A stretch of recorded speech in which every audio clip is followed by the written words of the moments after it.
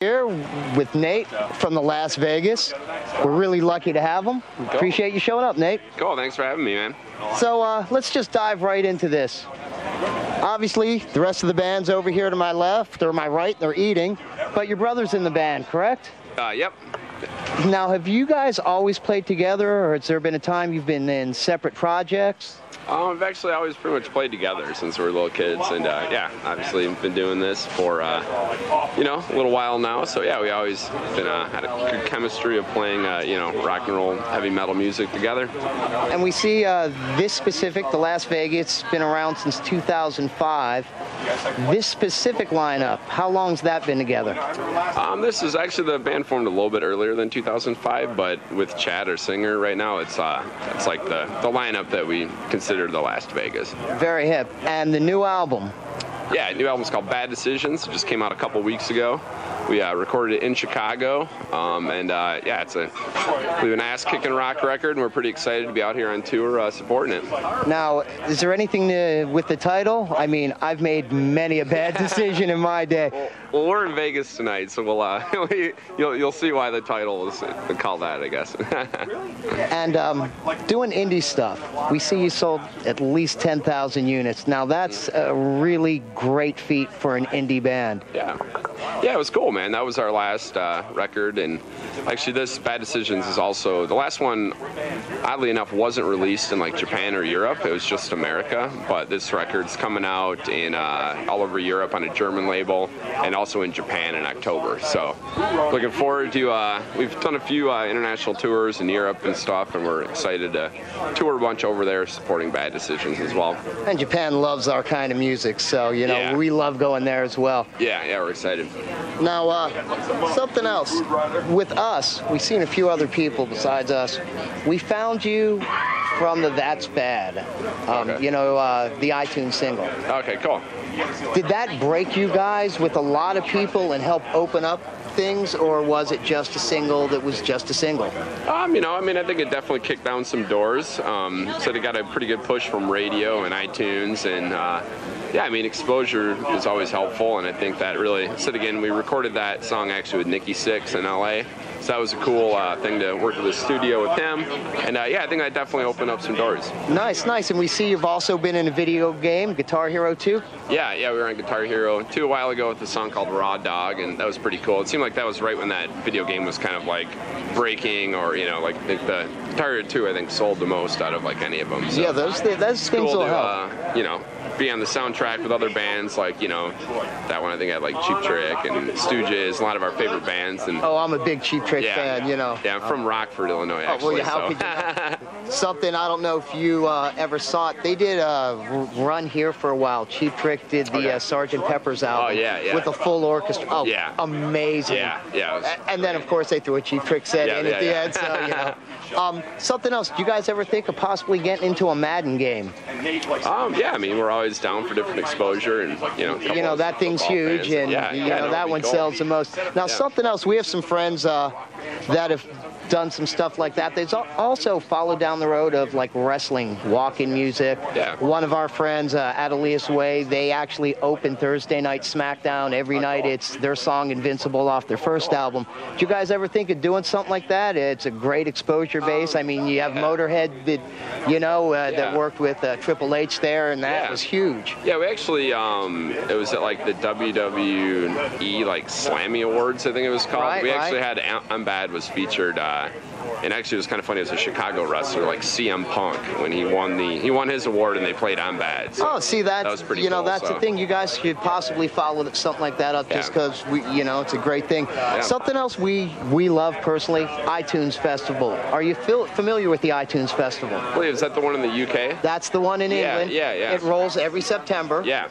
We found a few bands that we just fell in love with. I mean, different styles. Yeah. You guys ever thought about possibly getting out there, have having them hook you up, and Yeah. I mean the exposure from something like that is enormous. Yeah, no, it'd be great. So we're starting to, the record's actually coming out on a German label called AFM, and they're planning out all that right now, and we're planning out our touring, and I think we're going to play a bunch of like European festivals next summer, and yeah, the iTunes Festival would be really cool to play, and iTunes seems like a cool company, the way that we've seen that they promote or pick bands. It's not like you pay for the advertising on the front page. No. If they like it, they help you out, Exactly. which is, it's really cool, and I think it's fortunate there's one of the largest music companies is, And like that. it helps when they like you. Yeah, no, totally.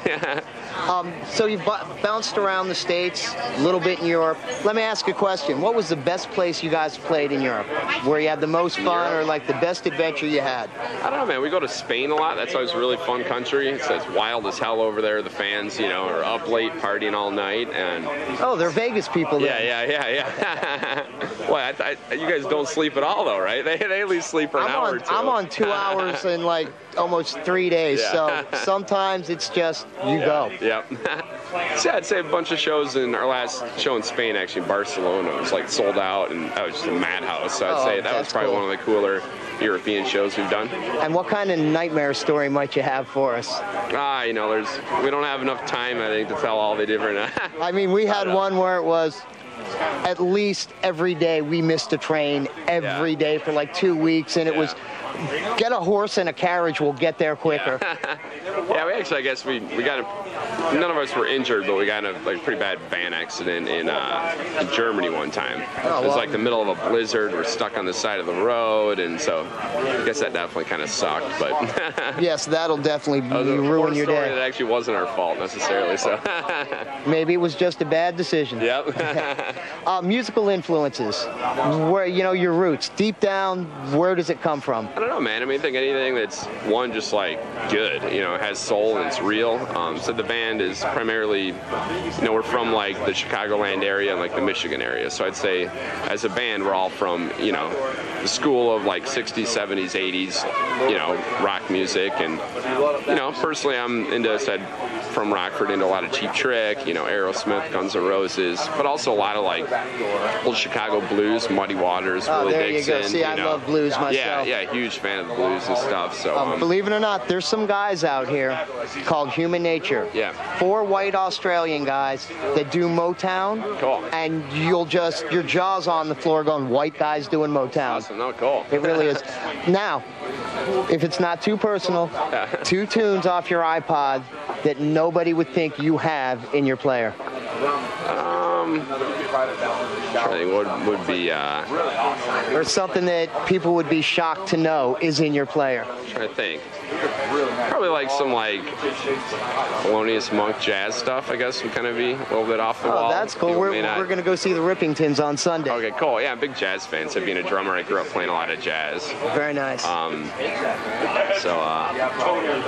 that, I don't know. I mean, it's a diverse mix, You'd have to look at my vinyl collection, I guess, instead. That could work too. Now, sponsorships and endorsements. What about the boys and you guys? Who do you have? And Myself personally, I've been working with Sabian cymbals and ProMark 6 for a long time. We've been working with like Gibson guitars. They gave us a bunch of cool guitars, which is awesome. very nice for Gibson. We're endorsed. We play like mostly like Marshall stuff, and I'd say our main endorsements are like Sabian, ProMark. We work with Jack Daniels, Monster Energy drink. There you go. A lot of cool people out there supporting like bands on the road, and we've been fortunate enough to meet a lot of those people, and they support us, we support them, and it's nice that music's coming back. yeah, totally. Now getting into that, obviously you guys have been around for a while. You've seen the industry go through its ups and its downs. How do you think of it now? Where do you think we're at? And as a musician, the industry itself, how do you feel about it? I don't know. I think it's a little less controlling of them deciding who's going to be popular. I think it's more the bands going out there touring, and just the music and the band's character is going to show more than someone dumping money into a band, and that's the reason they're successful. But I don't know. I think the music business, it's always been kind of a, roller coaster, ups and downs, and, there's not too much rhyme and reason to it, but I think if anything, the positive stuff about the music business kind of, changing is, again, I think it's more opportunities for bands to independently release their music and promote their music, and I think when the band's in the driver's seat, that's always a helpful thing, artistically and musically, too.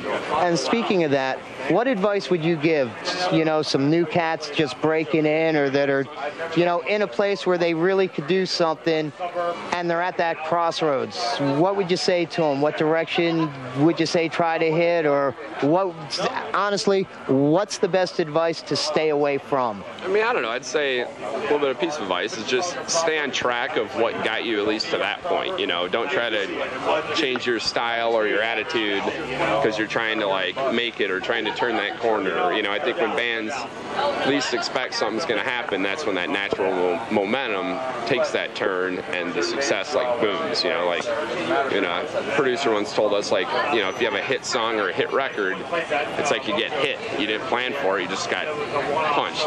So it's just do what you do, work really hard, be honest about your music, don't follow trends, and I guess always remember what path you were on to get you to that point. Just kind of stay on that path, have fun, and I think that's the way things organically develop. Now with the Las Vegas songwriting, is there someone that pretty much comes in with an idea? Is it a group thing, or might it be, let's say, your brother comes in with something and maybe you're going, okay, that's cool, but, and then it goes left?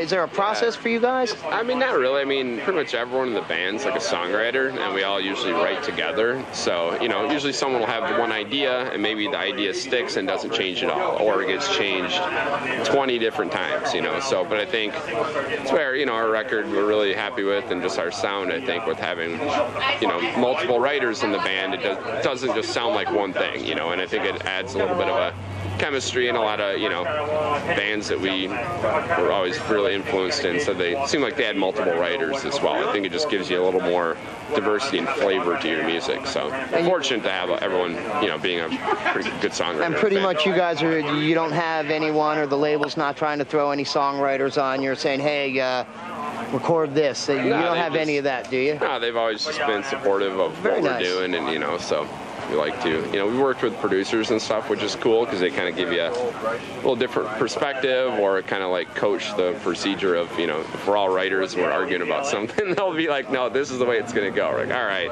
And so that's been cool, but yeah, as far as writers, we just like to write our own music.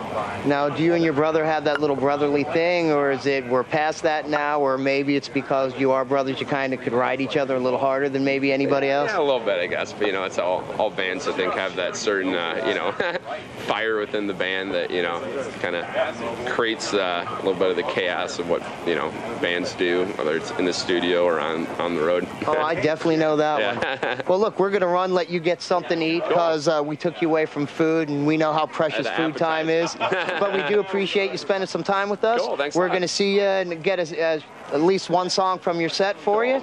Can't wait to put that out there. You guys are gonna love this band, the Las Vegas. We've been following them for about a year or more. Found them from iTunes, and can't believe we're talking to them now. Nate? Cool. Thanks for having me, man. Thank you, man. Cheers. Have a great night.